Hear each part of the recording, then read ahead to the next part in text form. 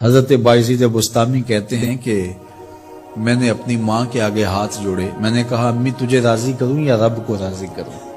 تو اپنے حق مجھے معاف کر دے، اللہ کو میں راضی کر لیتا ہوں۔ ماں نے کہا جاؤ پتر میں اجازت دیتی ہوں۔ گئے جنگلوں میں ذکر و فکر میں لگے رہے، تنہائی میں اس کو یاد کرتے رہے، دن رات ذکر کے چراغ روشن رکھے۔ 12 سال گزر گئے حق کی تلاش میں۔ ایک دن واپس بستام کے قریب سے گزر رہے تھے، خیال آیا چلتے چلتے ماں کو سلام کر جاؤں۔ دروازے کو دستک دینے لگے تو اس خیال نے ہاتھ روک لیا کہ ساری زندگی ماں کو سکھ تو دیا کوئی نہیں، اب دکھ بھی کیوں دینے لگے ہو؟ رات کا ایک پہر بیت گیا ہے، سردیوں کی لمبی رات ہے، ماں بستر میں لیٹی ہوگی، تیرے لیے اٹھے گی، دروازہ کھولے گی۔ دروازے کے ساتھ ہی لگ کے بیٹھ گئے اور ساری رات کاٹ دی، اس خیال سے کہ ماں کو تکلیف نہ ہو۔ جب سحری کا وقت ہوا تو اندر سے جو نالی آتی تھی اس نالی سے پانی آیا، سمجھ گئے میری ماں تہجد کے لیے اٹھی ہے اور وضو کا پانی ہے، تو فوراً دروازے پہ دستک دی۔ اندر سے آواز آئی بیٹا باعزید میں ابھی آئی۔ مائیں بیٹوں کے دستک کے انداز سے جان لیتی ہیں یہ کس بیٹے کے ہاتھوں کا لمس ہے۔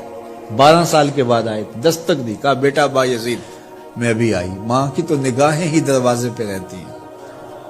اللہ اکبر۔ کہتے ہیں کہ ماں نے دروازہ کھولا، 12 سال جنگلوں کی خاک چھانتے بیت گئی تھی، پراگندہ صورت، بکھرے ہوئے بال، پھٹے ہوئے کپڑے۔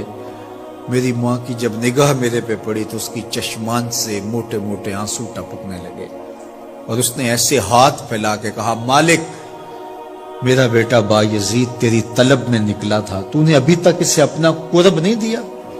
حضرت باعزید بستامی کہتے ہیں 12 سال کی ریاستوں سے جو کچھ نہیں ملا تھا ماں کے اٹھے ہوئے ہاتھوں سے مل گیا۔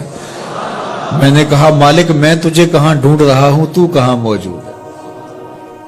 تو ماں باپ کی رضا اللہ کی رضا کا دروازہ کھولتی ہے۔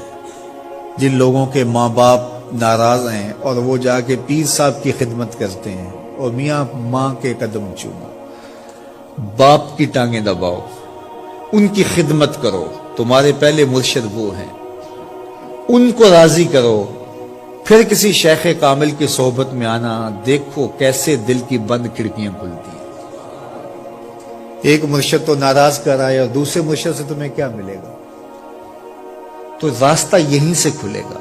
والدین کو کبھی ناراض نہ کرو، والدین کو کبھی دکھ نہ دو، والدین کو کبھی تکلیف نہ پہنچاؤ، اور والدین کو بھی چاہیے کہ اپنی اولاد کو اپنا نافرمان نہ بنائے۔